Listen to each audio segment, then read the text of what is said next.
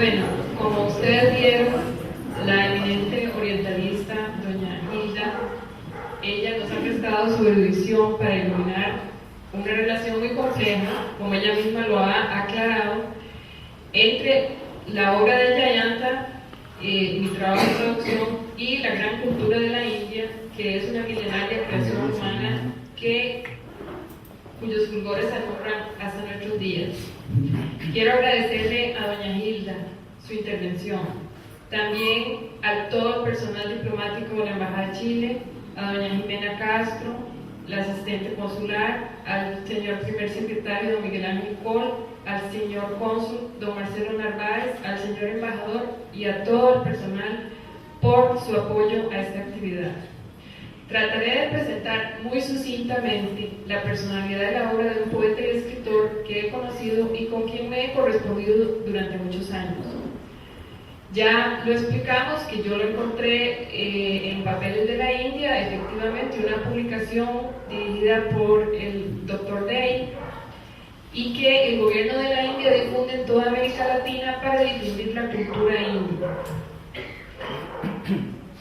Yo pude establecer correspondencia con Mahapatra y obtuve algunos de sus libros en Europa gracias a los buenos oficios de mi cónyuge, quien en aquel entonces viajaba mucho a Inglaterra, y entonces pude conseguir libros editados allá.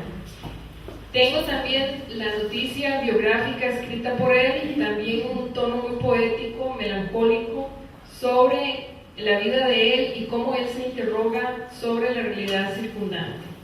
En el año 2005 yo viajé a la India con mi hijo Sergio y pudimos al fin visitar Orissa para conocerlo a él y a su señora esposa, doña Runu, quien lamentablemente falleció el año pasado. El origen social de Mahapatra fue humilde. Él vivió en un barrio muy modesto. Cuando empezó a asistir a la escuela, una escuela de misioneros bautistas, sus compañeros se burlaban de él, tal vez por ser muy pequeño para su edad. Otro factor determinante en la vida de Mahapatra fue que su familia era cristiana y no hindú, como es la mayoría de los habitantes de la India. Afortunadamente, su madre le puso como nombre Jayanta, que es un nombre hindú. Entonces pudo socializar mejor que si le hubiera puesto un nombre cristiano. El padre de Mahapatra era inspector de escuelas y su madre era ama de casa, y le inculcaron desde muy pequeño la obligación de superarse a través del estudio. También le permitieron y le facilitaron que leyera en inglés varias obras clásicas de la literatura inglesa que tuvieron mucha influencia en su trayectoria. Le gustaba mucho la física, fue admitido a la Universidad de Patna y ahí conoció a quien sería su esposa, Runu, una estudiante de literatura, una mujer muy distinguida, muy inteligente, representante de las mujeres de la India que son el igual de su marido. Es decir, no es una esposa india, no fue en vida una esposa india clásica, sino que fue la igual intelectual y social de su esposo. Compañera en la creación, lo acompañó en sus viajes y sus becas y en sus lecturas de poesía por todo el mundo. A los pocos años del matrimonio, ellos abandonaron el domicilio de la familia, que es una cosa muy excepcional en la India, y se establecieron en su propia casa. Ya tenía 40 años, en la década de los 60 del siglo pasado, que Mahapatra empezó a escribir poesía. Al principio lo hizo con dudas, luego empezó a enviar sus poemas a revistas norteamericanas e inglesas, donde fue publicado. Eso lo sorprendió y lo alegró mucho. Con el tiempo, produjo una copiosa obra, pues ha publicado 17 libros de poesía. Llegaron los honores, como el premio Jacob Gladstein de la revista Poetry. Recibió el Premio Nacional de la India, concedido por la Sahitya Academy. La Sahitya Academy fue fundada en 1954 y otorga anualmente premios literarios en 24 lenguas principales de la India. Cada uno consiste en 50.000 rupias y una placa.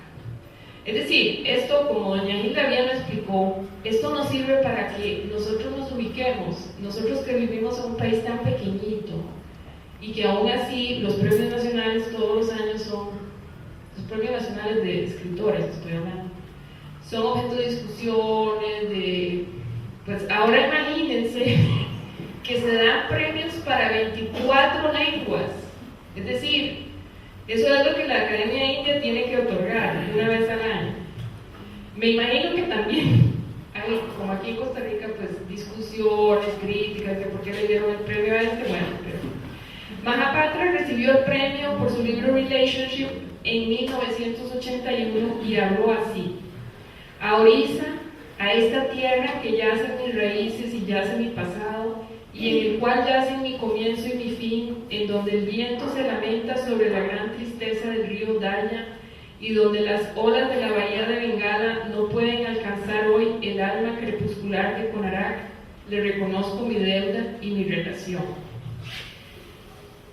Este libro que presentamos hoy se llama justamente Orissa, el nombre de su provincia natal. Yo lo traduje y la persona que lo copió del original y lo digitó a archivo electrónico fue la filóloga Ángela Ulloa.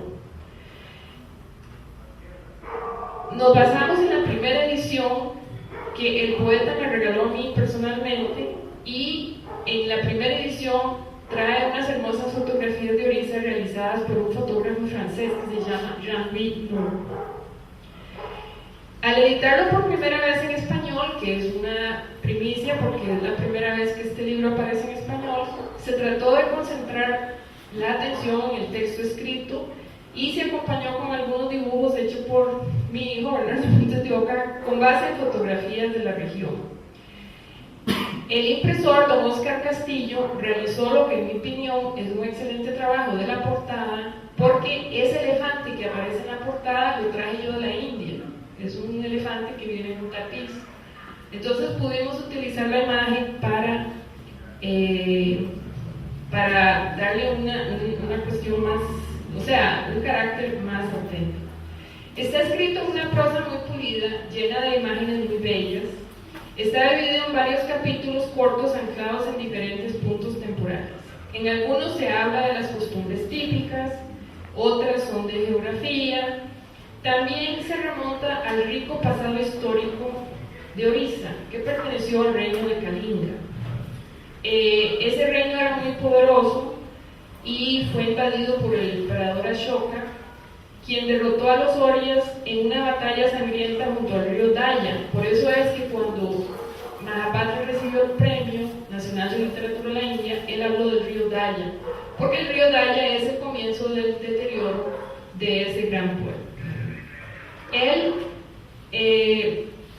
reflexiona en forma bastante subjetiva sobre la relación que tiene él con su realidad. Por ejemplo, él habla desde el presente cuando un ciclón se abate sobre la ciudad de Cuttack. Los ciclones, desgraciadamente, son muy frecuentes en Orissa. Al final del libro, con el propósito de aclarar más algunos elementos, añadí un glosario de términos que me parecieron poco usuales, así como algunos nombres científicos de plantas y animales. ¿Cuáles han sido mis propósitos al presentar al culto público en lengua española esta obra de Mahapatra? He deseado presentar al poeta y escritor de la India, que como su nación está dividido entre el rico pasado histórico y el conflictivo presente moderno. También acercar a nuestra comunidad a otra muy distinta, a través del puente de la traducción, para descubrir en el fondo de costumbres e idiomas disímiles aquello que yace profundamente oculto y que es lo principal, la condición humana, que es la misma en todas partes. Queda este libro como un homenaje a un poeta, a un pueblo y a una nación. Por último, quiero leer las traducciones al español de 3 poemas de Mahapatra que se realizaron en Campeche, México, por el Instituto de Cultura de aquel estado, cuando Mahapatra visitó Puebla y Campeche en México en 1994. Esta plaqueta de poemas fue traducida por Bernardo Ruiz, Rafael Tuda, Mariana Hernández, Marilena Campos y Margarita Vega.